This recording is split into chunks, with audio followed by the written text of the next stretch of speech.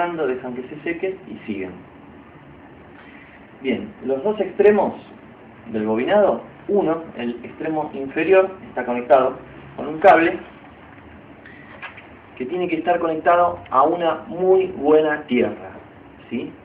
Jamás lo conecten ni al neutro de la red domiciliaria ni a ninguna de las líneas de alta tensión. Tiene que ser una conexión a tierra, que puede ser tanto una jabalina o lo que sí puede ser es un caño de agua de la instalación domiciliaria o alguna estructura metálica muy grande que esté en contacto con el suelo.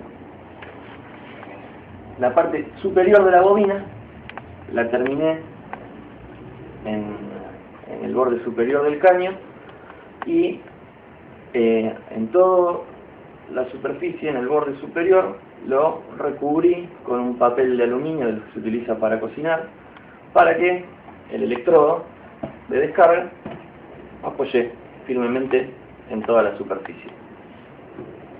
El electrodo de descarga es muy sencillo. Es una esfera que está armada con dos semiesferas de telgopor. Tiene 35 centímetros de diámetro. También está totalmente cubierto con papel de aluminio y fijo con cinta transparente.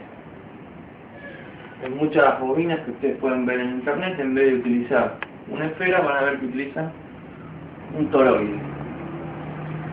En la práctica el funcionamiento es exactamente lo mismo. Lo único que varía es cómo se reparte la carga eléctrica en el espacio. O sea, en una esfera la carga eléctrica es bastante regular en todos los sentidos, y en un toroide generalmente la carga eléctrica se dispersa hacia los costados y no hacia arriba ni hacia abajo. Entonces ahora vamos a repasar las conexiones. Fíjense que yo lo presenté de esta manera para que se vea igual que en el esquema que vimos en el papel. Entonces tenemos la fuente de alta tensión con los tres transformadores de microondas, cuyos devanados primarios están conectados en paralelo y los devanados secundarios en serie. De esa manera obtenemos los 6000 volts 300 mA a la salida. En serie, con cada línea de alta tensión, tenemos los choques de radiofrecuencia, que terminan con la conexión del capacitor. Uno de los extremos del capacitor va conectando directamente con este cable que pasa por aquí abajo a uno de los extremos de la bobina primaria. El otro extremo del capacitor viene por el chispero y va conectado a otro extremo de la bobina primaria. Fíjense que este extremo, que también en el papel estaba dibujado con una flecha, es un extremo que es móvil. Esto es ni más ni menos que para poder sintonizar la bobina. ¿Qué quiere decir sintonizar la bobina? Tenemos que lograr que el conjunto inductancia primario con capacidad de primario resuene a la misma frecuencia que el conjunto inductancia secundario con la capacidad parásita del electrodo y las capacidades parásitas del bobinado. Esto se puede hacer de dos maneras. Una es con instrumental, que no todos lo tenemos y por ahí es un poquito más complejo, y la otra es hacerlo empíricamente. Eso quiere decir prueba y error. Entonces, lo que podemos hacer es tantear 2 o 3 espiras, ponerla en marcha y ver cuánta descarga tenemos en el electrodo. Si la descarga es muy débil, quiere decir que el circuito aún no se encuentra en resonancia. Además, van a notar que el sonido es muy apagado del chispeo en general. Cuando la bobina se encuentra en resonancia, desde ya que las descargas en el electrodo superior van a ser muchísimo más grandes y el ruido que hace la bobina en general es muchísimo más grande también. Lo que sí les recomiendo cuando hacen las pruebas, cuando ustedes ven que no está en resonancia, no insistan ni tengan la fuente de alta tensión encendida demasiado tiempo, dado que un circuito resonante paralelo, que es el que tenemos acá en el devanado primario, lo mismo con el secundario, cuando está fuera de la resonancia tiene una impedancia bastante baja, lo cual va a hacer que le exijamos muchísima corriente a la fuente, así que no lo exijan ni sean insistentes si ven que no está en resonancia.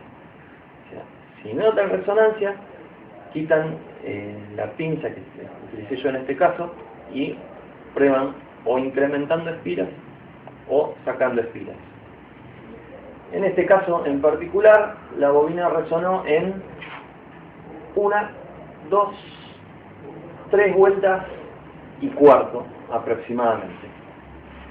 Otra cosa que les quería comentar es que ustedes pueden armar una bobina de menor potencia, por ejemplo utilizando en vez de transformadores de microondas un transformador de lámpara de neón, que generalmente tienen una salida de 15.000 volts, hay también de 5.000 volts si no me equivoco, pero de la corriente es de 35 mA aproximadamente.